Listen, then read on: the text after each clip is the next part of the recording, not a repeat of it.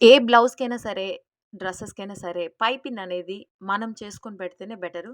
బయట కొన్ని పెట్టినామంటే అది చాలా లైఫ్ రాదు. చాలా రోజులుండదు. పాడైపోతుంది త్వరగా. మనం సెట్ చేసుకుంటే బెటరు. ముందుగా క్రాస్ పీస్ అయితే తీసుకోవాలి. తర్వాత వచ్చేసి థ్రెడ్ విషయానికొస్తే హలో అండి. Welcome back to our channel. నేను అండి మీ బుజ్జిని. అందరెలా ఉన్నారు? నేనైతే చాలా బాగున్నాను.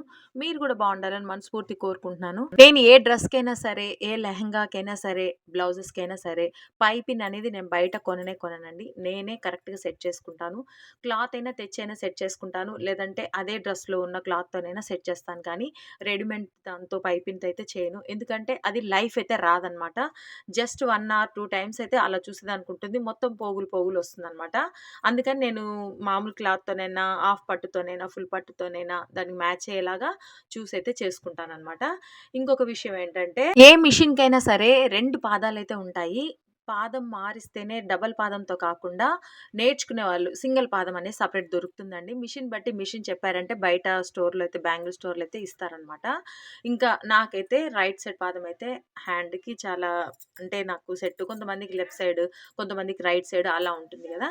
దాన్ని బట్టి సెట్ జేసుకున్న తర్వాత ఇంకొచ్చేసి క్రాస్ పీస్ అయితే తీసుకోవాలి. తీసుకున్న తర్వాత ఏంటంటే మధ్యలో థ్రెడ్ పెట్టి రైట్ హ్యాండ్‌తో లెఫ్ట్ హ్యాండ్‌కి 2 చేతులకు ఫుల్ పననమాట. మనకి సన్నగా పైపిండొచ్చేసి సన్నగా రావాలి అంటే మన 2 చేతులు ఫుల్ కాన్సంట్రేషన్ అంతా దానిపైనే ఉండాలి. దృష్టి అనమాట.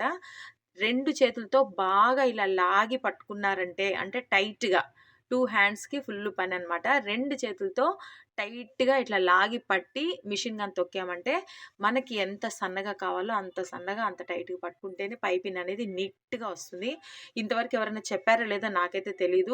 నేను అడిగినా గూడా టైలరింగ్‌లో మాత్రం నాతో షేర్ చేయలేదనమాట. జస్ట్ పైపింగ్ పాదం మార్చేసి అలా పెట్టి కుట్టేస్తే వచ్చేస్తుందని జెప్పారు. నేనైతే చాలా ఒక 5, 6 బ్లౌజులయితే పాడైపోయాయి. నిజం చెప్తున్నాను నేను.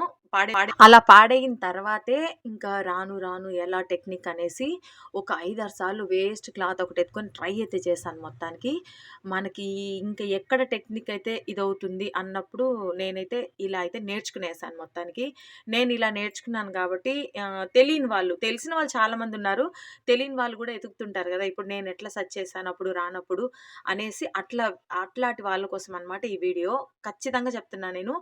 క్రాస్ పీస్ తీసుకోండి. మధ్యలో థ్రెడ్ పెట్టినప్పుడు పాదం మార్చండి. మీకు లెఫ్ట్ సైడ్ అయినా సరే, రైట్ సైడ్ అయినా సరే పెట్టేసి right hand, full hand full work అనమాట. అంటే టైట్‌గా ఆ క్లాత్‌ని టైట్‌గా బట్టి లాగారంటే మీకెంత సన్నగా గావాలో అంత సన్నగా వస్తుంది. కుచ్చయితే అస్సలు రాదనమాట.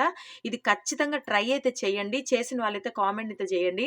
ఎందుకంటే ఇది చాలా యూజ్‌ఫుల్ అనమాట. ఒక్కరు గూడా పైపింగ్ ఇలా పెట్టాను, అలా పెట్టానని మాత్రమే చెప్పారు కానీ పైపింగ్ ఎలా అంత సన్నగా వచ్చేదని మాత్రం ఎవరు గూడా ఇంతవరకు వీడియో అయితే చేయలేదు. నా వీడియో గనుక మీకు నచ్చినట్లయితే లైక్ చేయండి, షేర్ చేయండి, కామెంట్